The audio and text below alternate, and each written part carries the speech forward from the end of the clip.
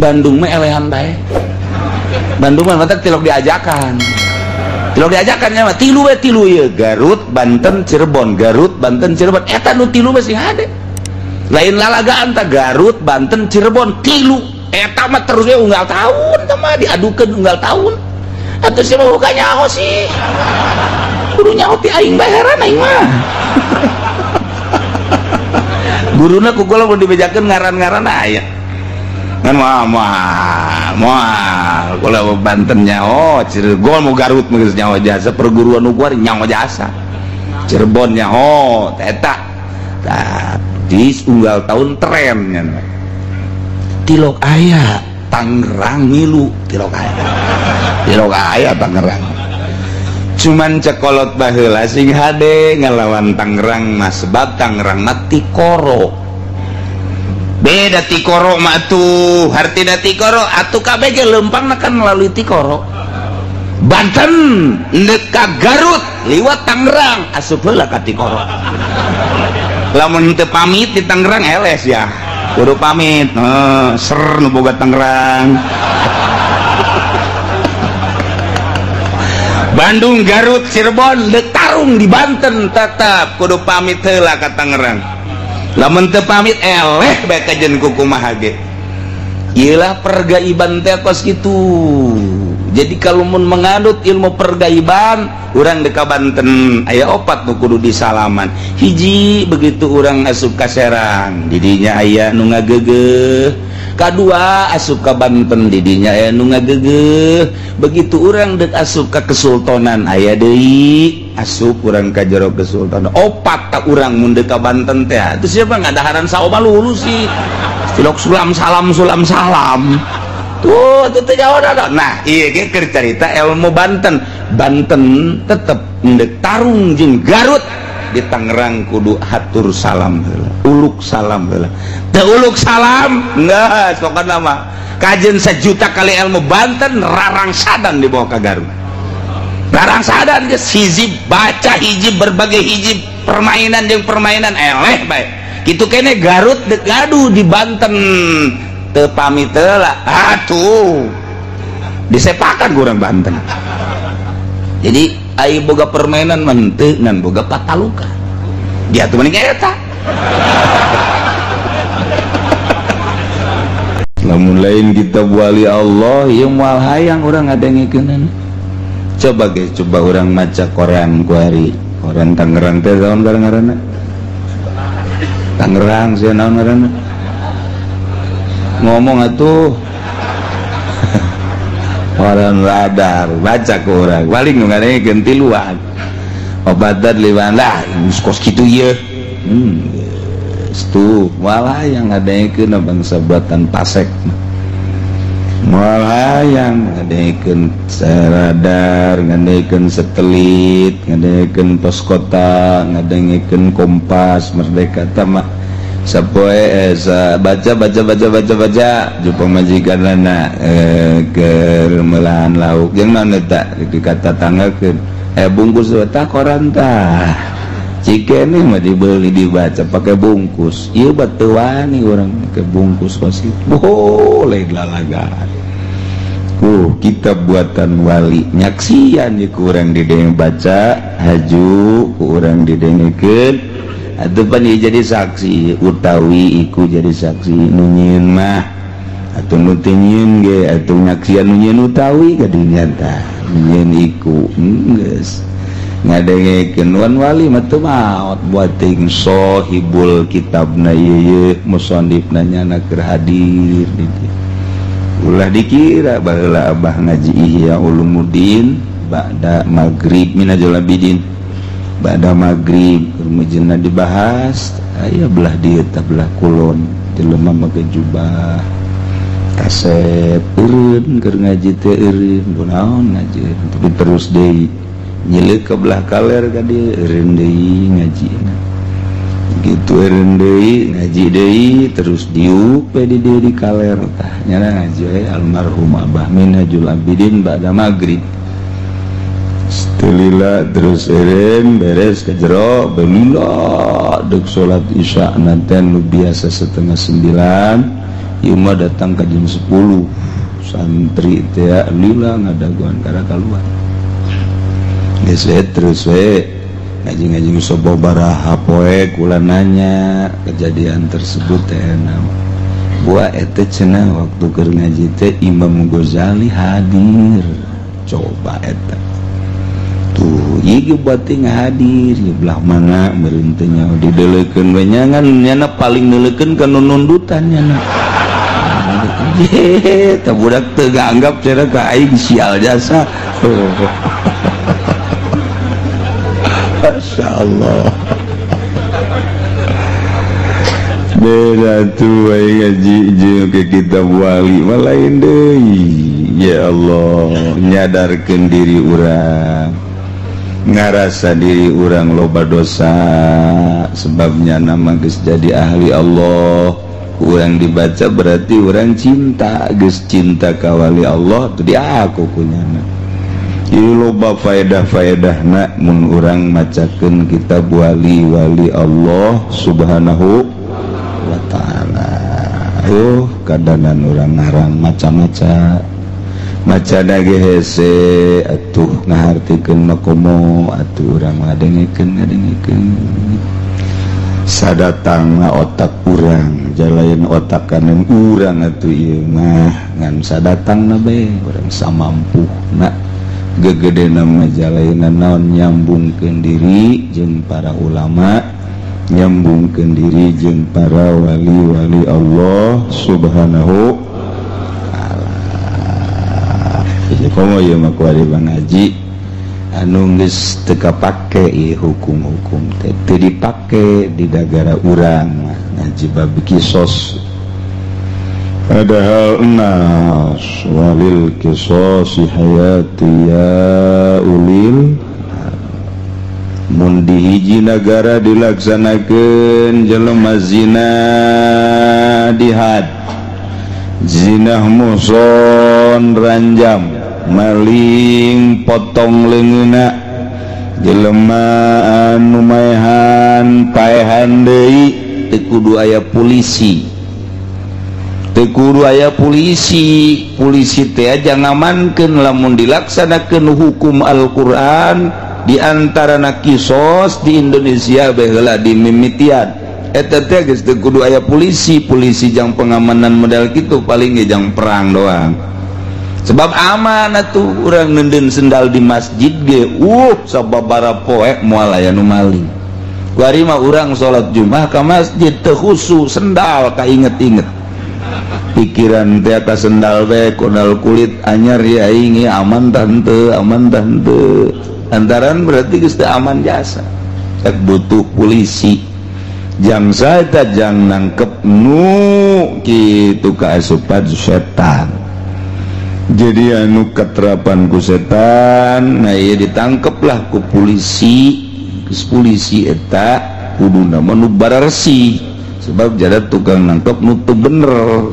prakuari di Indonesia kaasupna polisi teh kurang bener di mata masyarakat teh polisi ge kurang bener kudu bener atuh mah kudu bener di mata masyarakat polisi jore jasa heran di bagus-bagus gitu daek bagus jadi magusan kene abri di mata masyarakat teh abri mah rada deres padahal mah polisi eta gede jasa fungsina tapi tetap di mata masyarakat jore bae hese eta meureun namun teu make helm tangkeur pentil rusak 5.000 teu aya SIM 200.000 nego jadi 50 bahkan bisa 50 bisa 25 itu eta gara-gara kos kitu tameureunna nantah jadi bejore di mata polisi bakar lengit motor leungis ulah ka polisi lah geus kudu lapor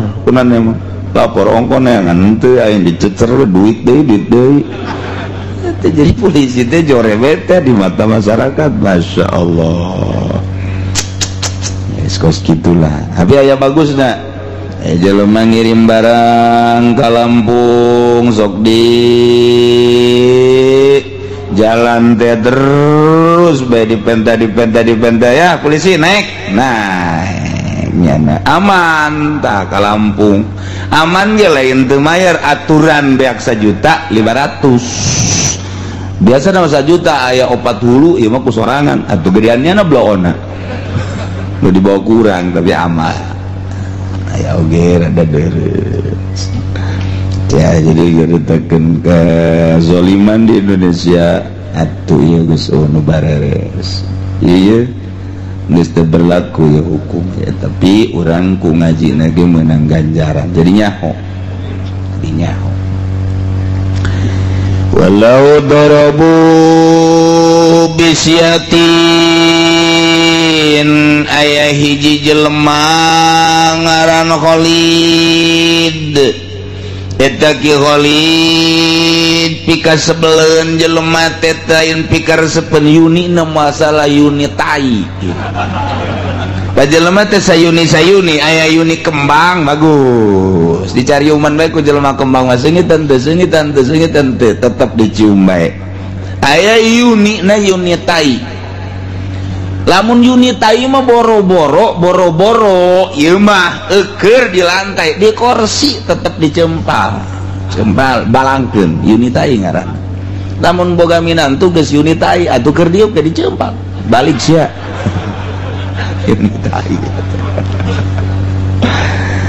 tapi lamun urang bonan Yuni na Yuni kembang masyaallah aya di mati sareungit bae ka mana sia eta eueuh ditatanyakeun bae ka mana eueuh teu gadeuleu ditatanyakeun bae ta eta teh Yuni na Yuni kembang ieu mah Khalid mah kabeneran Yuni tai geus kasebeleun jelema pikaresepeun peureup ih Khalid luar biasa ya jadi ancaman kitu rekan-rekan pasti nu mantakos kitu teu jujur tadi nama rekan usahanya na di limbah teh buhal luar biasa jeung babaturanana aya meureun bangsa 10-an mah babaturanana ke pabrik bareng ke kemana bareng di warung bareng ai kuari ieu dikucilkeun diisolirkeun jadi dikucilkeun tak ieu direncanakeun dek dibunuh ki Khalid teh kuno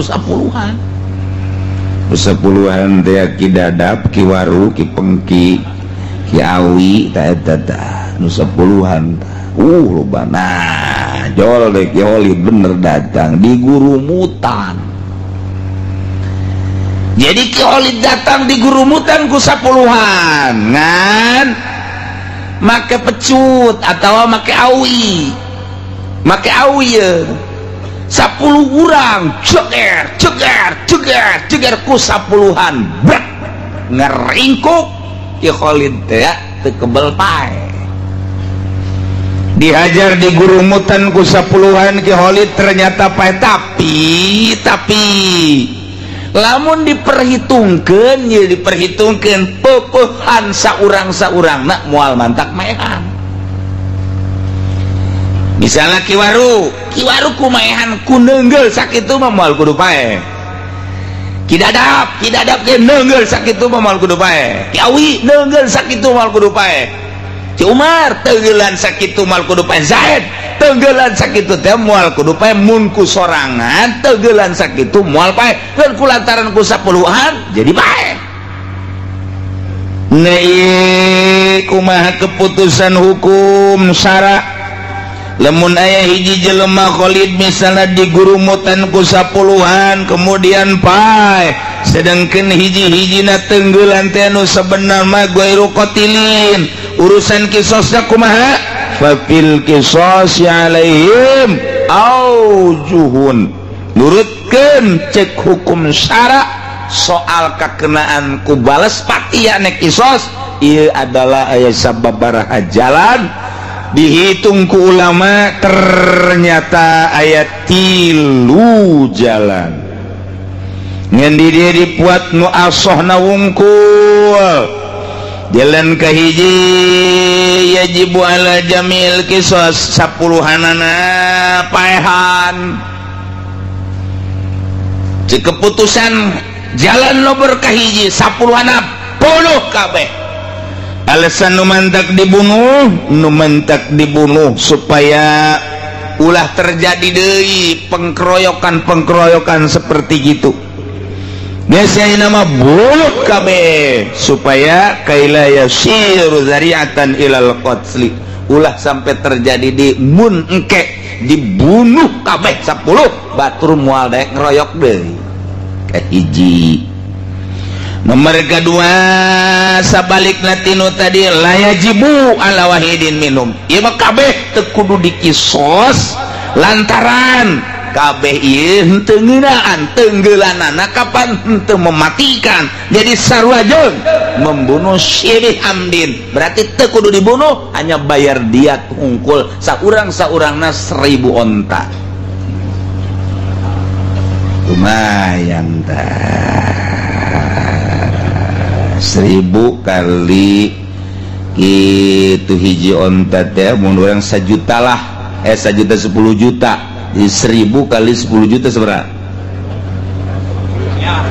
1000 kali 10 juta ya. Dasar SD puyeng nih mah, puyeng jang hitung yang budak SD mah 1 juta tambah 0 hiji jadi sabaraha? Isi musik itu kan dihesek keneh bae. Jadi 1000 kita tambah 3 gitu, 1 juta tambah 3 jadi seberapa? 1 miliar. Siapa nyawa ngarantinya rupa itu 1 miliarnya. Asal kapai ge moal tanya ke duit 1 miliar. Moal paling jago 1 juta 2 juta. Tadi geus digenengan bae kudu diimah. Aduh keur carita ta eta kos kitu mahal horeng jelema teh. Ieu lamun 10 miliar. Ulah dibunuh bayar diat bae. Nu cak nu awal mah bodoh kabeh teu kudu bayar diat supaya ulah terjadi deui. Kaul kadua mah ulah dibunuh sebab pukulanana tidak mematikan, mun saurang-saurang mah moal paeh. Mun saurang mah kulantaran 10 haji gurumutan paeh. Ieu bayar diat bae. Nah kaul nu katilu dibuat di dia ialah nu paling asoh berdasarkan dalil-dalil otentik setelah ditarjeh. Eseta lamun urang nyaritakeun tarjeh panghese-hesena narjeh sebab neangan kaul nu paling kuat. Tuh mentak Ibnu Hajar mah jago jasa ahli tarjeh manehanana. Ieu putus kieu. Oh. Ieu putus kieu. Eta teh lamun jelema geus kos kitu luar biasa otak mah.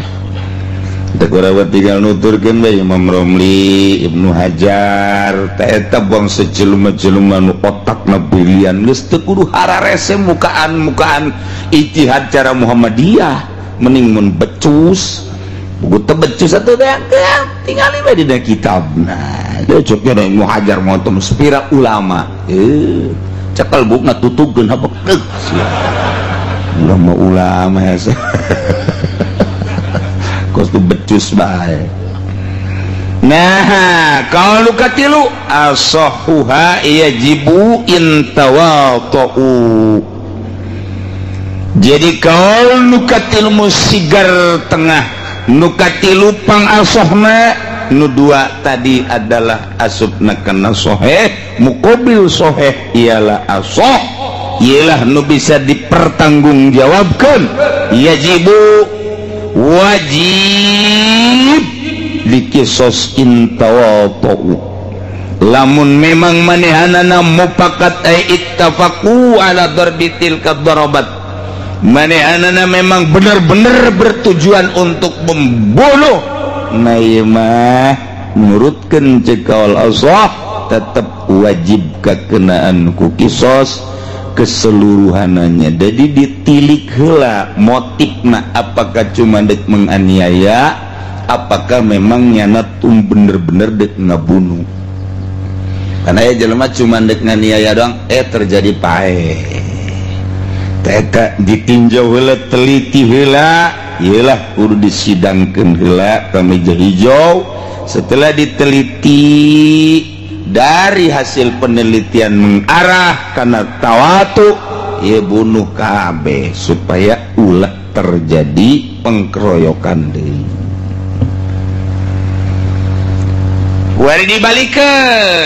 Kuari mah dibalikeun lamun tadi dikeroyok hiji jelema kulobaan eta keur carita 10 mulaina mah ti 2 ti 3 ti 4 ti 5 ti 6 datang ka 10 atawa 50 atawa 100 sarua bae atawa salembur ngeroyok hiji jelema paeh atuh salembur kabeh bunuh jadi kumaha tuh asalnya nandeungeul kabehan bunuh bae kabeh. Ya Allah, cenah kula mah ngenepak doang atuh sia teh naonan make nepak segala. Bunuh bae kabeh bae. Ya Allah. Ya Rabbi, salembur kosong talembur tah.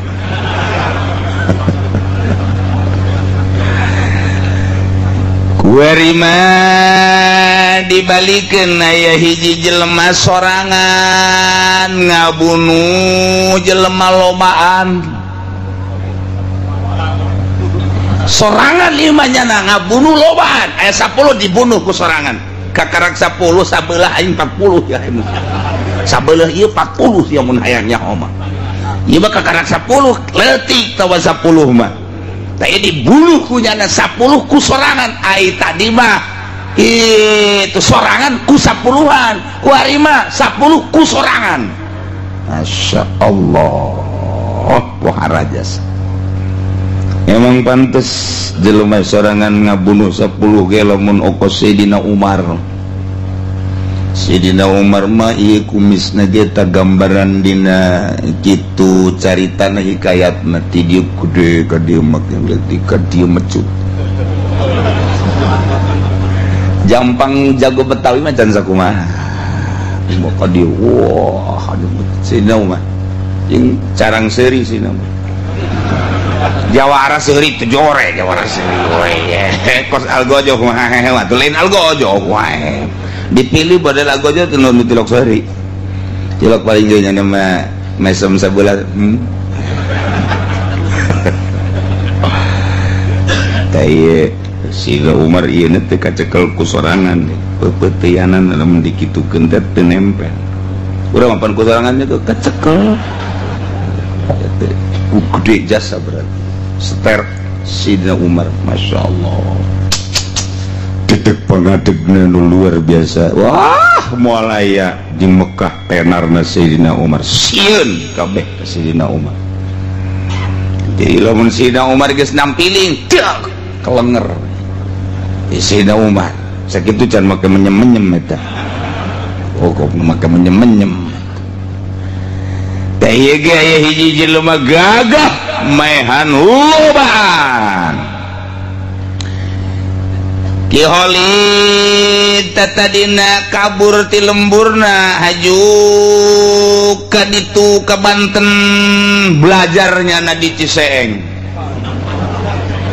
Waduh luar biasa pencet Ciseeng teh atuh ngagelok deui ka dinya tata Karawayan ohara tati Cibeo meureun terus ka dinya nya permainan nangis bisa pucuk umun satungtung deuleu pokokna mah angan keluar tina syariat eta ilmu kos kitu mah tah Karawayan teh kos kitu nya aing moal ngaganggu ka dia ulah ngaganggu kang aing Karawayan tuh dia ngaing-ngaing itu tah bahasa Rawayan mah cakeun aing bakal ngelek ku dia ngan tetep aing bakal perang jeung dia bahasa Rawayan eta kos kitu sebab aing boga ilmu pucuk umum 40 imah ku aing bisa salengkah tetep aing eleh perang ngan tetep aing kudu perang wae jeung dia tolol tuh coba eleh geus nyaho tapi perang wae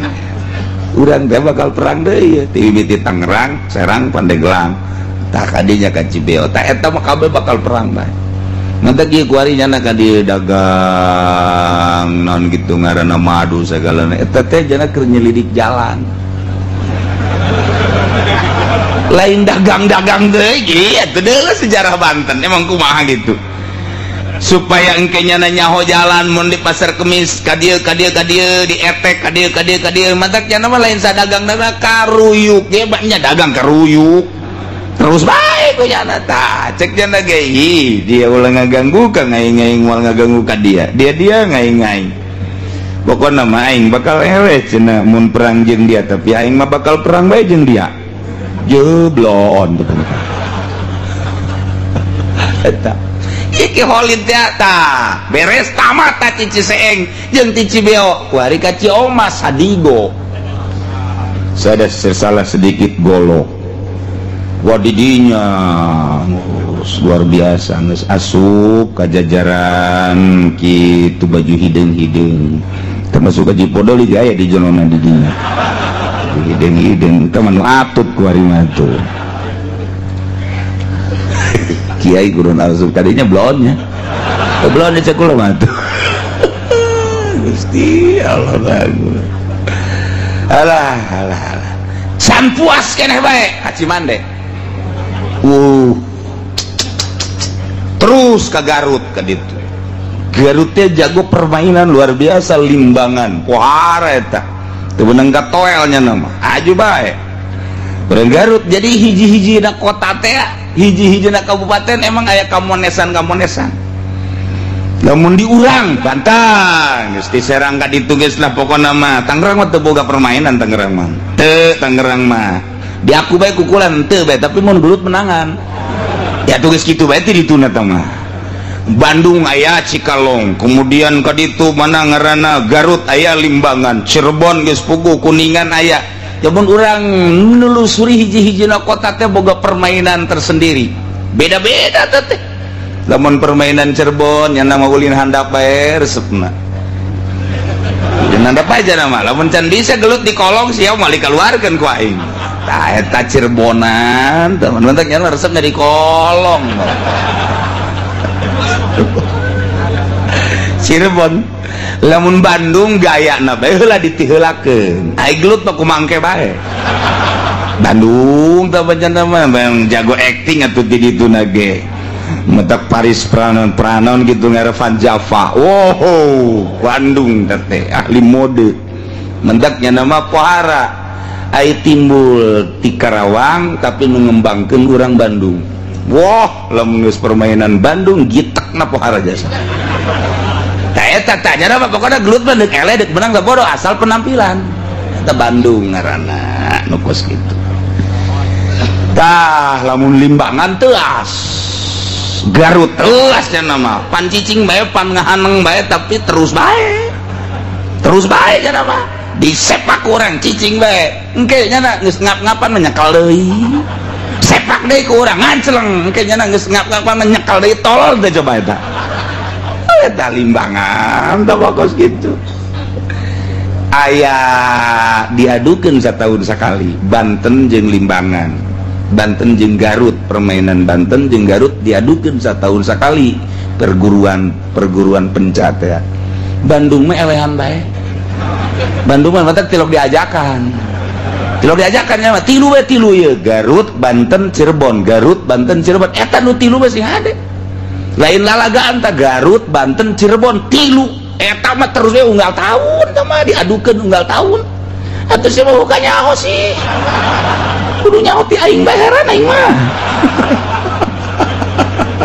guruna ku kula mun dibejakeun ngaran-ngaran aya kan moal kula Banten nyaho Cirebon mau Garut mah geus nyaho jasa perguruan nu kuari nyaho jasa Cirebon nyaho eta tah di unggal tahun trennya tilok aya Tangerang ngilu tilok aya Tangerang cuman cekolot baheula sing hade ngalawan Tangerang mah sebab Tangerang mah Tikoro beda Tikoro mah tuh hartina Tikoro atuh kabeh ge lempang kan melalui Tikoro Banten dekat Garut liwat Tangerang asup heula ka Tikoro lamun teu pamit di Tangerang eles ya kudu pamit ser nu boga Tangerang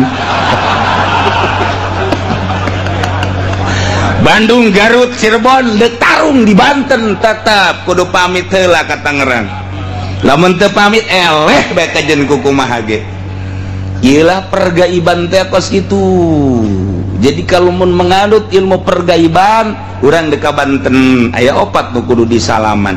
Hiji begitu urang asup ka Serang didinya aya nu ngagegeh, kadua asup ka Banten didinya aya nu ngagegeh, begitu urang dek asup ka Kesultanan aya deui asup urang ka jero Kesultanan. 4 tak urang mun dek ka Banten teh teu siapa ngadaharan saoma lulu sih tilok sulam salam.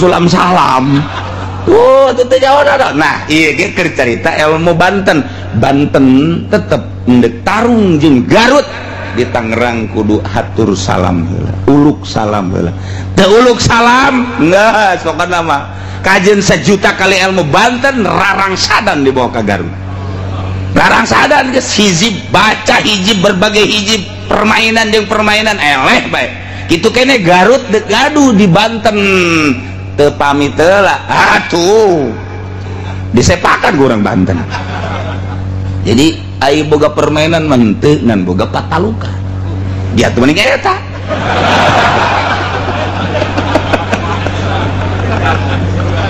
Aduh Gusti Allah lagu keur carita ilmu kadugalaan model kitu ieu ka mana ya Holid gara-gara nama ye guguru jadi jagoan Ki Holid teh. Nah kuari Ki Holid sorangan ngabunuh 10-an teu sabaraha ngan ngabunuhna teh murotab hiji-hiji taruh ka dieu sia ceger bak modar ka dieu sia ceger modar nu hiji ka dieu dak modar nu hiji deui mah diomeh sia nek sanasib sia jeung itu atuh da kumaha ayo gebugan lain cansak kumaha teka rasa modar murotab hiji pae kabeh datang serse tangkep Ki Holid bawa ke Polsek Pasar Kemis, Polsek Sieun dinya mesti ngamuk bawa ke Polres gesieun bawa ke Polda.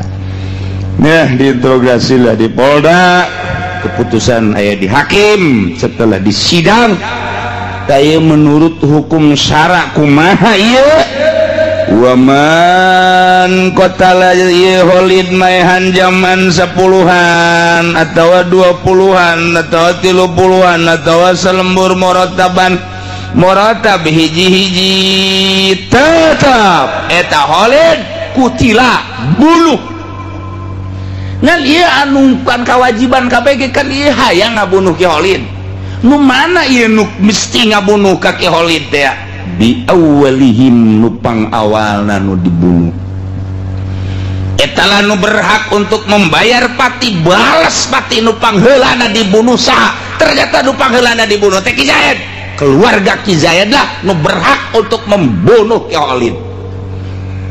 Nu sejen mah atuh aya geus dibunuh mah nya dipaehan deui. Jangan sakali pan atuh paeh mah. Geus teu meunang dicaca, geus bae. Eta nu kaditu nu 9-an deui diat. Jadi tetap keluarga Ki Holid nya Holidna dibunuh modar, nya ieu nu 9 tanggung jawab keluarga kudu mere diat 1000 aya 9.000. Mun aya bapana tanu tanggung jawab Bapak Holid. Bapana eueuh aya ge mamang cek mamang sial. Teu puguh teu karu nyapa tilok lamun tilok cenah ka dieu lain mere warisan mere nu kos kieu. Eueuh mamang ge aya ge kakana jeung adina keluarga kabeh tanggung jawab. Mun henteu di akhirat urang tetep bae kabeleteran. Eta pan berat eta kos kitu. Nyana ada buka kelakuan teu beres tapi keluarga kudu tanggung jawab. Masya Allah. Kumaha lamun sakaligus ngabunuhna Ki Zayed 10 sakaligus punya anaknya dibakutet di talian dah 10-an. Nah beres dihijikeun tek langsung pedang bulat sakaligus. Kumaha lamun Ki Holid gabunuh damaan sakaligus saha ieu anu kamistian kewajiban malas isos malas pati fabil qur'ah maka ieu mah kudu diundi sebab nu awal nu akhir tina 10 undi keluarga ngundi kabeh tek tek tek tek tek begitu diundi nah keluar Ki Umar anu kudu ngabunuh na ieu nu sejen 9 walil baqina ad-diyatu sasesana bayar diat kutu cek simkuring balau qatalahu gairul awal ketika nu ngabunuh nanti kudu nu awal sakumaha nu tadi prakuari mah bertindak nu kadua nu katilu aso doraka tetep bahkan wawaqa'a qisason terjadilah kisos walil awal diatun anu kadua ai kisos sama jadi ngan nu awal jadi kudu didiatan mistina mah Ki Umar lantaran Ki Umar nu dibunuh pangheulana kuari endahan nu katilu nu ngabunuh teh Ki Umar hakna dicokot ku nu katilu jadi bae kisosna ngan Ki Umar berarti kudu dibayar dia